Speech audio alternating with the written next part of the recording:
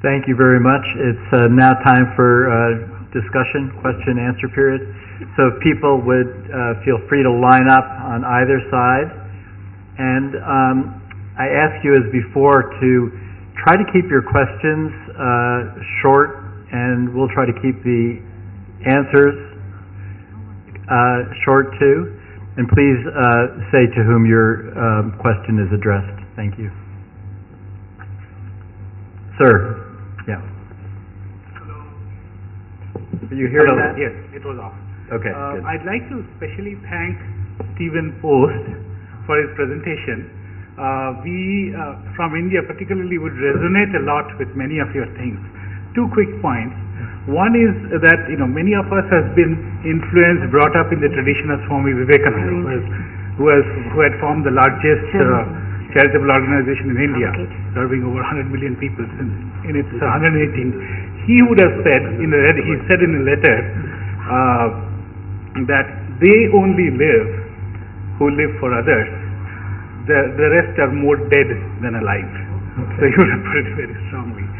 The second is a personal experience where for the last 5 months I have been picking up songs which are devotional in nature, are called Bengali Kirtan songs, where the object of focus is Radha and her love for her eternal lover Krishna. Now when you do this in a room alone and for many months, and you get into this emotional spiral, not only the overall happiness content increases, somehow you're able to feel what a woman feels towards a man, and in some sense like that. And I've also noticed that in the last 5 months, my 10 years of diabetes, my postprandial readings have reduced from 200 to somewhere near 130 or so, which is not experienced by anything else. I just wanted to share these two things, and thank you again. Thank you. That sounds great for your diabetes. That's great. Please. Hi. Thanks again. This is all great lectures.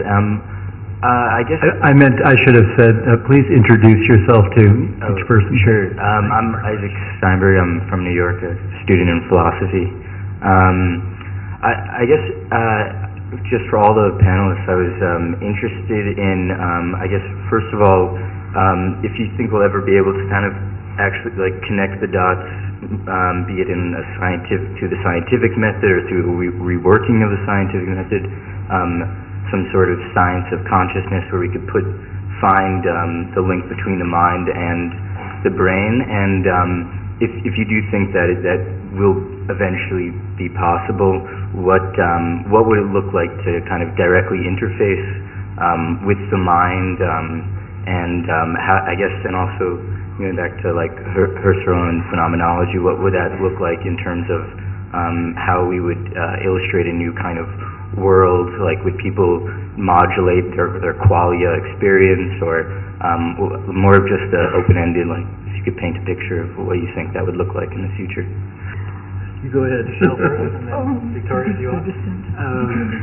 Let me try to answer at least one of the points you raised, namely the relation between the brain and experience, or the brain and consciousness. There is a standard position about that, which is that we want to know how the brain can be the basis for consciousness. But for a phenomenologist, a completely different standpoint can be taken. Namely, for a phenomenologist, the brain is an element of experience. The brain is a phenomenon. It's an observable, appearance. It appears when you open the skull. It appears when you use an fMRI, and so on and so on. So the problem of the phenomenologist is not to know how consciousness comes from the brain, if it's possible to do that, but it's to deploy all the aspects of the correlation between the phenomena that are observed in this object called the brain and the phenomenon of self-affection or self-perception. It's just in the same way as you could establish the relation between the act of deciding to move the arm and the move of the arm. This is also a double phenomenon, a twofold phenomenon, a phenomenon of inner perception, of proprioception, and a phenomenon of outer perception. Then you describe the correlation between the two. So this is another way to approach this celebrated issue of the relation between brain and consciousness. So I think it answers only a little part of your question, but maybe you have other things to add. Okay, then we'll go on. It's a too complicated problem to answer in 2 words. Thank you, thanks. Please. My name is Henk Barendrecht, mathematical logician from the Netherlands. I have a question to Michel Ditbol. I'd like to ask how radical is phenomenology? Do you also bracket the apparent assumption that there is a subject that observes an object, like the Buddhists do? Do you do that also? Yes. Because in your talking about Merleau-Ponty, you say that this self-splits into this subject and object. Yes, that means that subject is fabricated. Pull it closer. That means that subject is the byproduct of a certain process. Okay. It's not something which is intrinsically existent. Okay, no, then It's you could even say in Buddhist terms that it is dependently arisen with yeah. its object. Then I understand you better now. So I think phenomenology is, it depends, of course. If you see Husserl still speaks of an ego, the transcendental ego, the empirical ego. But further phenomenology, Heidegger, then Sartre, Merleau-Ponty, are much less ego-centered. And they are much closer, I think, to Buddhism. Thank you. My name is Anil Kumar. I am from University of Delhi, Department of Philosophy. My first question is for Professor Owen. Do you think that the self and consciousness are two independent phenomena? Can we ever dissociate self from the consciousness? Because I believe, in my work that the self-consciousness or self and consciousness together constitute one phenomenon. So that is the first question. My second questions, next 2 questions are for the last speaker. That is the lived experience always devoid of content, concept and judgment, if I have understood your lecture correctly? And where do you place imagination or imagining or and intending? Please imagine. And intention. And another question is that We can't have that many questions, just sorry. is related to it, that is being conscious of or consciousness itself not a lived experience? If it is, then isn't suspending the judgments which you propose, which the Husserl proposed, a lived experience itself? If it is, then how is it possible? Am I clear? Or? Okay, for the first question, it's more easy. It's where is imagining, where is an intention. So imagining and intention are part of the many things that you find when you dwell into experience. I think when we say we have imagination, it's a byproduct of our analysis, our late analysis of the overall display into something that is stable enough to be called real and shared, and what is not stable enough to be called imagination. When we don't share something, we say, oh, this is only my imagination. When we share something, when this thing is stable enough, when we can find again by doing certain gestures, we call that real. But it's still and always part of our experience. Okay? So the same for intention. Intention was very much of interest to Husserl. He developed this concept of intentionality. He says that virtually all, I say virtually all, not all, types of consciousness are intentional because they are consciousness of something, of an object, of a desire, of anything. Okay? and he did that analysis by saying that that when you dwell into experience, you feel it as a tensed interest. Namely, it's as if you have a little motion towards. And this little motion towards, you feel and you identify as an intention. The second question, I'm afraid I've not understood, but...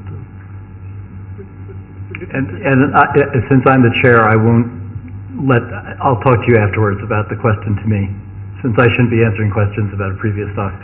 So thank you. And from now on, if you have more than one question, at least put semicolons like in the sentence and have one question mark at the end. So make believe it's only one question. Please. I'm Prashanjit Biswas. I teach phenomenology and continental philosophy. So the question is a common question both to Professor Lysenko as well as to Professor Beatball. I see a common thread running to both the talks in terms of the self-givenness of consciousness, which in one form takes the form of the world flash, and in another case it takes the form of a very difficult first-personal private experience of qualia. And these two diverges in two different directions. Now I have one question from Professor Beatball. As far as the visible and the invisible is concerned, such a world-flesh relationship always remains somewhat inscrutable, somewhat not so clearly expressed, except a kind of a hyphenated relation between the touching and the touched, left hand touching the right hand, and also between a kind of a blindness that is intrinsic to the very act of seeing. So in the act of suspension, which is part of the primitive experience, there is a blind spot, and as you reject emergentism, I am not able to understand how one gets back to one's own consciousness, the perspectival consciousness of being me as the owner of that consciousness, how it would come back in the world-flesh phenomenology, and how in Shaprakasya, which is lying entirely in the external world for Professor Lysenko, how it would be part of the first-person experience.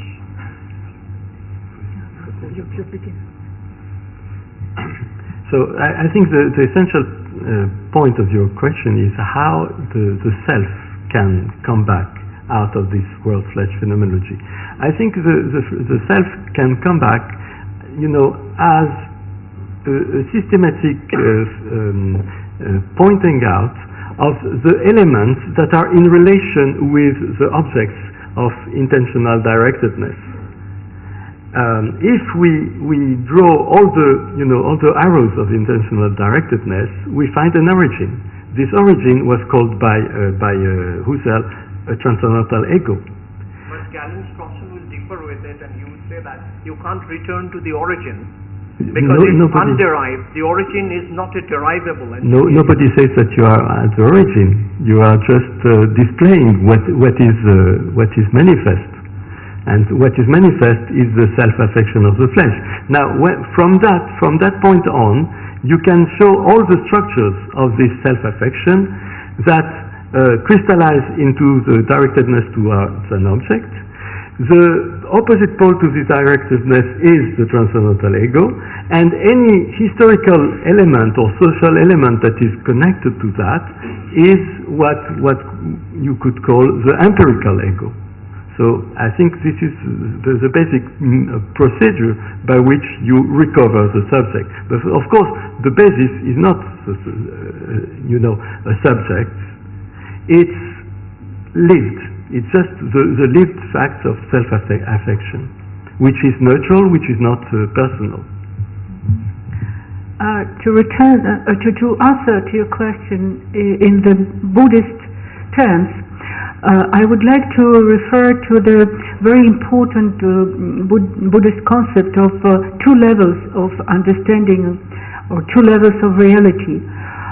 There is a phenomena vyavaharika level at which we can make distinctions like that of between object and subject and the result of the knowledge. We are making a lot of distinctions in order to orient ourselves in the everyday life, in the knowledge, in the communication, etc., etc. So these notions are very useful for us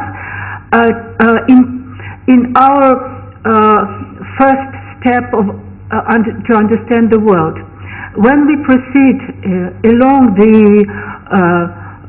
the path of knowledge and at the same time a path of purification and spiritual progress, we remain behind this empirical level.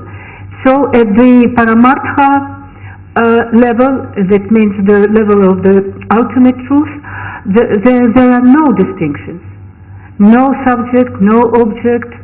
So there is a pure consciousness, which is a kind of in different Buddhist school we imagine we have different images of this final consciousness. In Yogacara it is called Alaya Vijnana, but Alaya Vijnana without any seeds. So it's a pure consciousness. In Madhyamaka it is Shunyata, or I don't like this translation, vacuum or vacuity. So the question is relative only, your question, relative to the Vyavaharika level, which is not ultimately real. Thank you all three presenters for your wonderful presentation. I am Geshe Dorji Samdi, the director of Tibet House, Cultural Center, Office Holiness Dalai Lama, Delhi. So my question is directed towards the issue on panpsychism versus world-flash phenomenology. So say, it's very simple, how good a physics theory is, that is determined by whether or not that is supported by experiment. So likewise, the panpsychism from my point of view and also world-flash phenomenology from my point of view, I see that in both cases, how do these two really try to support them through with what is known as the common world the experience. For example, from the presentation which Dr. Michel gave, I got the impression that you are more in line with the world-flash phenomenology. If that is the case, then finally you summarize everything as saying that world is nothing but experience itself. So if that is the case, then my question is that in what way this can be accounted for to go compatibly with the world today, experienced and experiencer.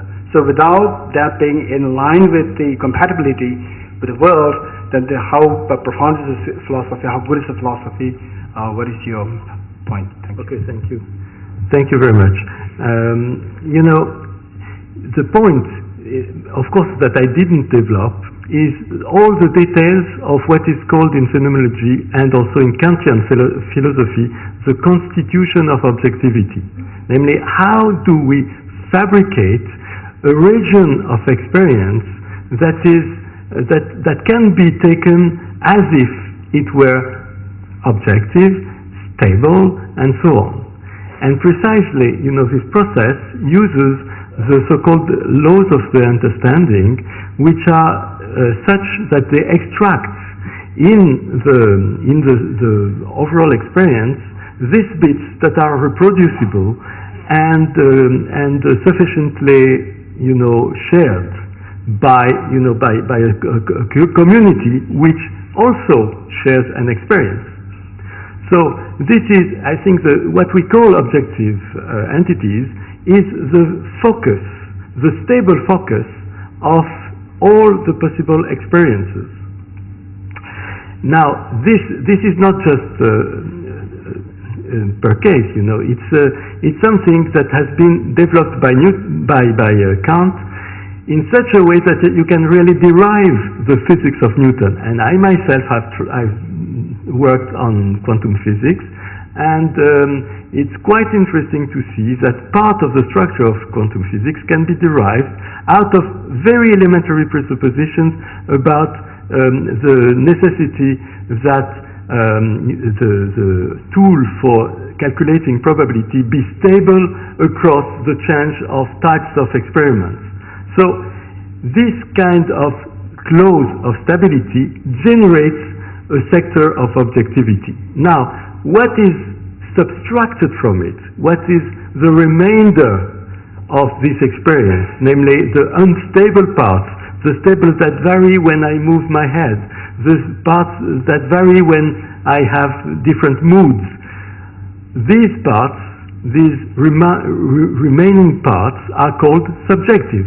And here is how the subjective-objective polarity is generated, but it's generated within experience as a function of extracting certain parts of experience that can be manipulated and directed towards by all. This is, I think, the idea. And I think it gives a very good bridge between Buddhism and modern science. Because sometimes people say, oh, with this Yogacara doctrine, with mind only, you cannot understand science. But with Kant and Husserl, you can do both at once. You can, at the same time, be very, very close to what I call ontology, namely coming back to experience, and at the same time, understand the efficiency of science. I think if we're very efficient, we can get in all 4 questions. So if people are concise, and us also. Thank you. Please. My name is Vinod Deshmukh. I'm a neurologist, and I have a very brief question to each of the speakers. To Dr. Post, it is well known that in later stages of dementia, paintings improve, their style changes, they become more spontaneous. And the explanation for that is that the left hemisphere gets atrophied, and therefore the right hemisphere is disinhibited, and therefore the style changes and the paintings are more beautiful and spontaneous. But the same disinhibition can also cause the patient to be hypersexual with inappropriate behavior. So that's one thought. To Dr. Lysenko, if she is familiar with qualia 1 and 2, Antonio Damasio in his book Self Comes to Mind, he defines qualia 1 and 2. Qualia 1 is what it is like to be so and so, or the redness of an apple versus chilies and all that. It also includes affect, qualia of affect, what it is like to be angry. Qualia 2 is how is it that the set of neurons or neural network which are electrically active create our experience. How is it? And that is still a big puzzle, and that is qualia 2. Secondly, one of the solutions to subjectivity is for the experimenter to volunteer to undergo the experiment. In other words, the person who questions about, say, EEG in meditation should volunteer and have an EEG during his own meditation, so he knows what happened during meditation. And my last question to Dr. Bidball is, one of the ways to look at, instead of calling it world flesh, in modern biology we call it ecosystemic view. So we consider the ecosystem as a whole, which includes not only the subject, object, and other subjects and everything. In a way, the whole universe is a single ecosystem. Thank you. Thank you. I'll try the first one. Thank you, sir. Just to comment, disinhibition is a striking phenomenon that's been looked at in many case histories. And people with advanced dementia sometimes are disinhibited spiritually, as self-reported, as reported by their caregivers. And so individuals who have had no particular interest in ritualism or prayer and so forth will engage in that surprisingly. And there are dozens of cases where people who over the course of their lives showed no artistic capacity suddenly were producing images that were the equal of Spanish cave paintings. And there's also, there are lots of records of disinhibited altruism, people who I think were very caught up in a kind of tit-for-tat, pay-it-back mindset, and then they lose that sort of assumption, and they become much more generous and have actually articulated that in focus groups and the like. So disinhibition can go both ways. I mean, obviously it can be a destructive thing, but it can also be a very positive thing. Even with de Kooning, I think in those 13 and a half years when he was painting work that looked a little more like Georgia O'Keeffe, I think he was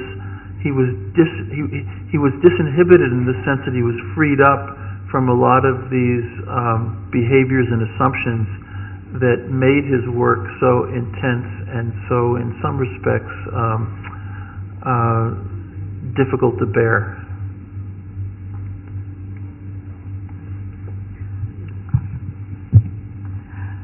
Well, the question was about did I know the book of Tomaso?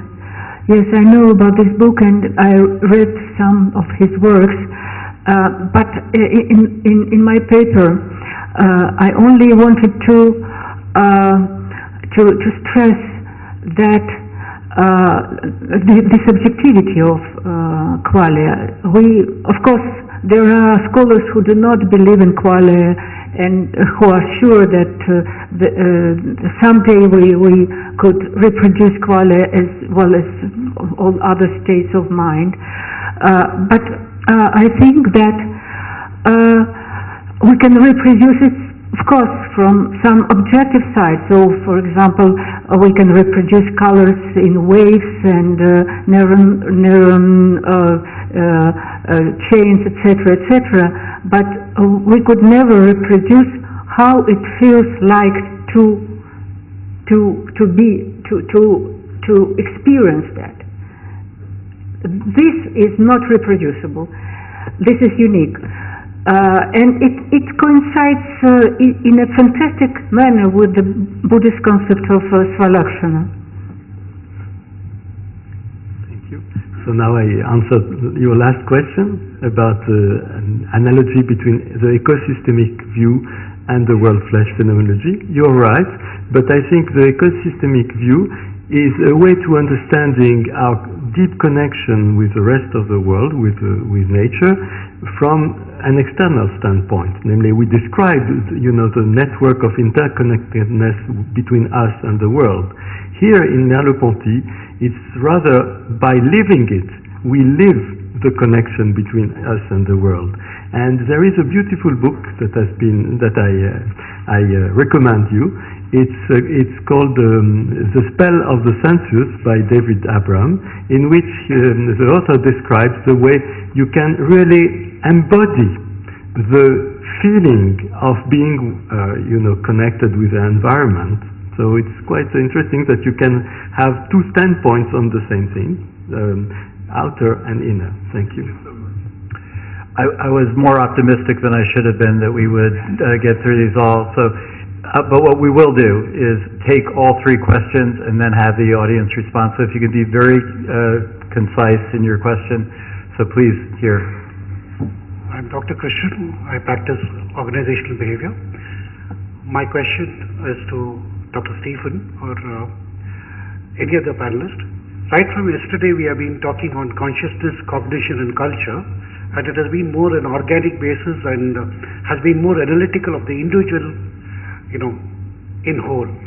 But what about the collective consciousness? Do we have a collective consciousness?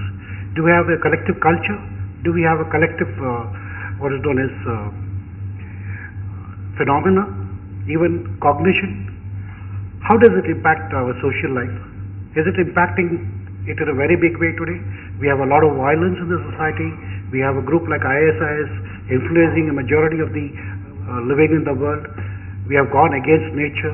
We have done so many things, and we understand that there is a lot of impact of collective cognition and collective consciousness on the society, on the living as a whole. Are we addressing something there in this conference, or can I expect some answers from the panel there, or how we could take the consciousness study towards the study of social impacts? Okay, thank you very much. So the first question is about collective, unconscious, social forces that are, okay, good. Please. Hi, Abhijit Deshmukh, oncologist from Florida. A question for Professor Bitbul. In helping me understand panpsychism, wouldn't a believer in that have to say that consciousness existed 1 or 2 billion years ago, since there was matter and particles? And how would he help us understand what changed 100,000 years ago when Homo sapiens arrived? How is it useful in understanding what happens inside our brains if it's already there 1 billion years ago? What was the difference when, Homo sapiens arrived? Great. Okay, so panpsychism, explanation of how consciousness could have emerged. And third? My name is Dee, and my question was to Mr. Stephen Post. What does the effect of music on people who are deeply forgetful say about the memory of music as different from other memory?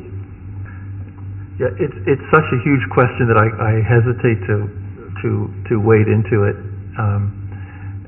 So I'm going to save that for the foyer. Okay. That's really all I can do. Do your music well. Yeah, as far as and so the music, the application of music is spreading beyond patients with dementia to a lot of other categories of patients, and I think that the effect of music on the human condition generally is dramatic and closely associated with the laying down of memories and emotions. So that again is a huge question, and I can't really respond to it fairly in a few moments. Okay. So the question about panpsychism and the existence of consciousness very, very long ago, maybe from the Big Bang. Okay. Yes, it's exactly what panpsychism posits. And according to panpsychism, as you saw, it's not possible to explain the emergence of all the aspects of consciousness from a certain complex undergoing into the brain.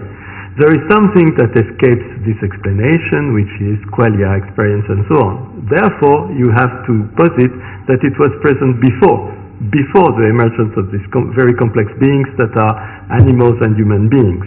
Now, of course, in the history of the evolution of living beings, something has occurred which is quite interesting. Even according to panpsychism, what has occurred is the combination of these very elementary, fleeting, non-structured experiences into a mentally elaborated experience that we call our consciousness, with self-reflectivity, with discrimination between phenomena, between colors, and so on and so on.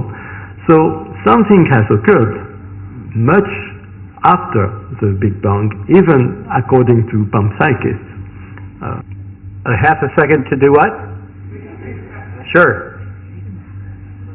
This is remembering an analogy by Sri Ramakrishna Paramahamsa, one of the outstanding spiritual leaders of our country this time. He said, talking about the subject and the object and consciousness, a salt doll wanted to measure the depths of the ocean, and he went and entered into the ocean, and you know what happened.